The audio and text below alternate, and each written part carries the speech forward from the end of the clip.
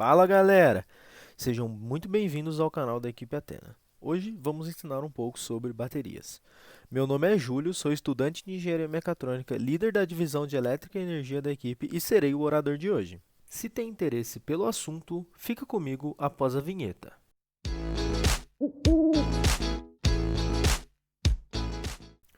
Vamos falar sobre o início das baterias. Em 1799, Alessandro Volta inventou a primeira bateria.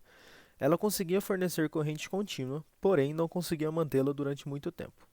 Ela era composta por camadas de zinco e cobre separadas por uma salmoura. Assim, como as camadas eram empilhadas, ficou conhecida como pilha de volta. Por mais que essas pilhas não tivessem uma eficiência energética muito boa, a descoberta de que dois metais diferentes em uma solução eletrolítica gerava eletricidade foi muito importante. Até, para exemplificar, eu me lembro que no ensino fundamental nós tivemos que montar uma bateria com materiais domésticos. Então pegamos pregos, moedas de 5 centavos, uns cabos e batatas para fazer a bateria. Daí, nós furamos as batatas com um prego e uma moeda, passávamos os cabos de cobre e ligamos uma LED. Depois de umas 15 batatas furadas, conseguimos acendê-la. Bem, mais recentemente, com várias melhorias nessa tecnologia e sem gastar uma única batata, temos baterias com diferentes composições químicas. A primeira que vamos falar sobre é a bateria de níquel. Porém, como existem muitas desse tipo, vamos falar sobre as de níquel-cádmio. O polo positivo contém hidróxido de níquel e o polo negativo cádmio. Assim, imersos em uma solução eletrolítica, elas produzem eletricidade. Eram muito usadas em celulares, como no tijolo da Nokia, porém, estão sendo trocadas pelas baterias de lítio-íon. Como eu disse anteriormente, existem outras composições com níquel e uma delas é usada em carros híbridos. Beleza. Outro tipo de bateria muito usada hoje em dia é a de chumbo ácido. Ela é composta de dois eletrodos, um de chumbo esponjoso e outro de dióxido de chumbo em pó.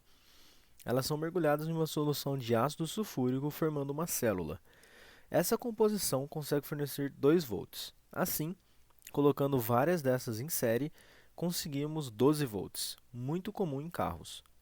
Aqui temos uns desenhos, são aquelas baterias de arranque em carro que eu acredito que todos já tenham visto. Elas são chamadas de baterias de arranque, pois fornecem muita corrente em pouco tempo. Então, vamos falar da nossa queridinha agora, a bateria de lítio-íon, usada em carros elétricos. Inicialmente, para entendermos bem como ela funciona, é importante pontuar que o átomo de lítio é extremamente reativo, pois ele tem um único elétron em sua última camada de valência.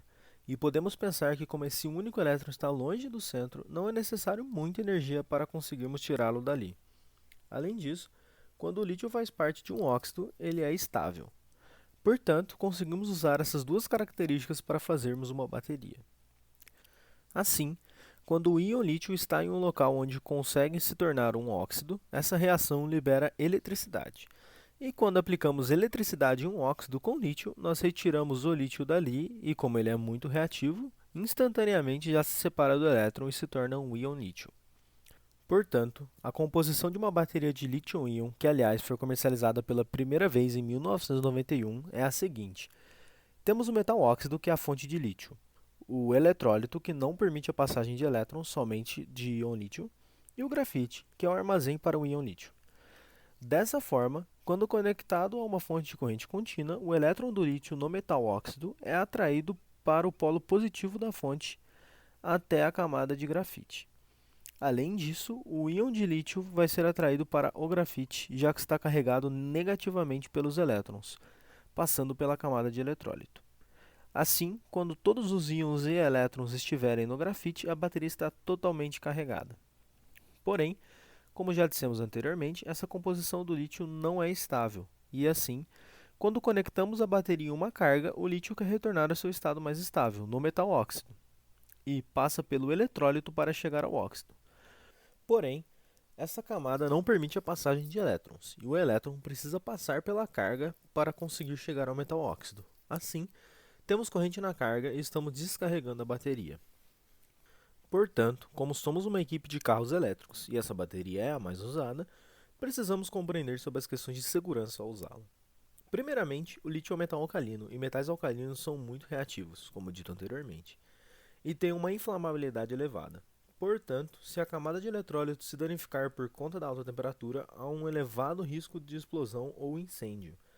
Assim, deve-se cuidar da temperatura da bateria, evitando a sua exposição ao sol. Além disso, não é muito recomendado que deixe a bateria descarregar totalmente, sendo essa configuração um risco para ela. Bem, além das diferentes composições de cada bateria, ainda há certas configurações que podem ser usadas na montagem de qualquer uma delas. Essas configurações são chamadas de encapsulamentos. Existem 4 tipos e o mais comum é este primeiro aqui, a célula cilíndrica. É um modelo da pilha AA e AAAA, comumente conhecida como pilha de controle. Assim, por causa do seu modelo cilíndrico, ela consegue suportar altas pressões internas antes de se deformar. Por isso, o modelo 18650 é muito usado nas baterias de carros elétricos, até mesmo pela Tesla. Outro encapsulamento é o da célula botão. Já não é mais tão comum de se ver, porém ainda é muito usado por ter um design bem compacto, mesmo que demore muito para recarregar. Além disso, ainda temos a célula prismática, célula usada em designs mais finos também, predominantemente encontrado em smartphones e tablets. Outro encapsulamento é o célula pouch, com um design flexível. Por causa disso, é possível aproveitar 90 a 95% do seu espaço. Essa célula é muito usada em aplicações militares.